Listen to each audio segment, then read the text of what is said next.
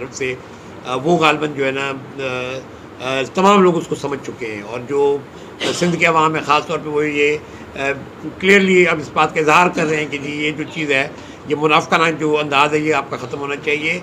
बात सीधी सादी है, आपके लिए दो रास्ते हैं। एक कि आप या तो ये कैनाल, अब ये बात तय हो चुकी है कि ये कैनाल बन रहे हैं, उन पे काम हो रहा है, पंजाब गवर्नमेंट ने पैसे उसके लिए रख दिए हैं, इदारे उसके लिए काम कर रहे हैं। लेकिन ये कि पीपल्स पार्टी जो है ना कहाँ खड़ी है, क्या वो इसके हक़ में है या इसके ख़िलाफ़ है, हम तो आज तक ये समझ नहीं सके। तो अब उनके लिए बिल्कुल क्लियर रास्ता है, कि रास्ता क्लियर है, या आप कैनाल पे काम बंद कराएं, जो कि न्यूट्रल इदारे हमारे जितने हैं, जो हमारी सिविल सोसाइटी के लोग हैं, जो लोग समझते हैं इन सारे अमल को, वो जाके उसको वेरीफाई करें कि काम बंद हो गया है, या आप हुकूमत छोड़ें। दोनों चीज़ें नहीं हो सकती कि आप हुकूमत में भी बैठे हों और कैनाल भी बन रहे हैं, और अब फिर आप कहें कि जी नहीं हम इसके ख़िलाफ़ हैं। ये हुकूमत जो वफाक के अंदर कायम ही आपके वोटों से, आपके 60 वोट निकल जाएंगे तो हुकूमत गिर जाएगी। तो फिर किस चीज़ को रोकना? पंजाब के अंदर भी आप गवर्नमेंट में बैठे हुए हैं, तो पंजाब के अंदर अगर आप कहते हैं जी पंजाब की हुकूमत ने फैसला किया है, तो उधर भी आपके मेम्बरान उनके साथ बैठे हुए हैं। तो हम ये समझते हैं कि ये सारे अमल के अंदर जो ख़ास तौर पे पानी के हवाले से सिंध के लिए ये जो कैनालों का बनना है, ये बहुत बड़ी तबाही लेकर आएगा। तमाम सिंध के आवाम ये समझ चुके हैं। और मुझे ख़तरा ये है कि ये अगर आप इसको अब इसको सही फैसला नहीं आएगा वफाक की तरफ से, तो ये एक बहुत बड़ी हम केओस और एनार्की की तरफ जा रहे हैं। सिंध के अंदर लोग सड़कों पर हैं, किसी दिन भी जो है ना अगर लोग जाके सड़कों पे बैठ गए और मामला उस हद तक ख़राब हो गए तो कौन उसको संभालेगा? तो मेरी ये गुजारिशात हैं पाकिस्तान पीपल्स पार्टी की जो क़यादत है उनसे भी, जो हमारे इदारे हैं उनसे भी, वफाकी हुकूमत से भी, कि मेहरबानी फरमाएं, इस तरफ तवज्जो दें। सिंध के अंदर इस बहुत बड़ा जो है ना आप जो है ना एक बहुत बड़ा बहरान जन्म ले रहा है, और 60% पानी की शॉर्टेज है। हमने तो इरसा अकॉर्ड को तस्लीम किया, बावजूद अपनी रिजर्वेशंस के।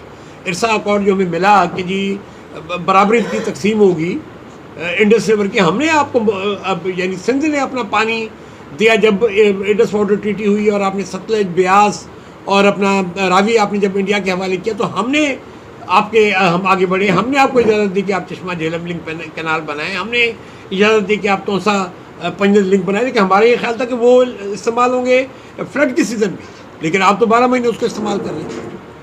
तो हम सारे इस अमल के अंदर अब ये वक्त आ गया है कि जो पानी का मसला है उसको दोबारा तय होना चाहिए, क्योंकि 91 वाटर अकॉर्ड की आप लोगों ने खिलाफ वर्जी की है। तो हम ये समझते हैं उसको तय होना चाहिए, उसकी बात होनी चाहिए। अगर आज जो ना ये मामला जो ना दुरुस्त नहीं होते, तो फिर आइंदा आने वाले दिनों में मैं क्या कहूँ कि हम सिंध के अवाम किस तरह रिएक्ट करें कि आप हमारा पानी रोकें, तो क्या हम यहाँ से गैस पोर्ट और अपनी साहिल और हम इस्तेमाल करने की इजाज़त दें? फिर इसका मतलब वफाक तो बचता ही नहीं।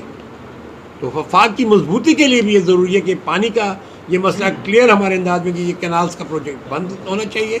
हम तो एक पुरअमन जदोजहद में हमने बेदारी मार्च भी किए हैं, हमने प्रोटेस्ट कॉल्स भी दिए हैं। हम अब सिंध पटिशन फोरम शाह बोस्तो साहब ने बनाया है। सिंध अपना दरियाओ बचाओ तहरीक पूरी तरह मुनज़्ज़म है कि जी हम दस्तखत में ही लेंगे, इंशाल्लाह लाखों सिंध के अवाम जो है उस पर दस्तखत करेंगे पटिशन के ऊपर, वो भी हम आपके हवाले करेंगे। तो अगर आप हमारी इस पुरअमन जो एक काविश है उसको अगर वफाक तस्लीम नहीं करता, तो फिर हम कहाँ जाए?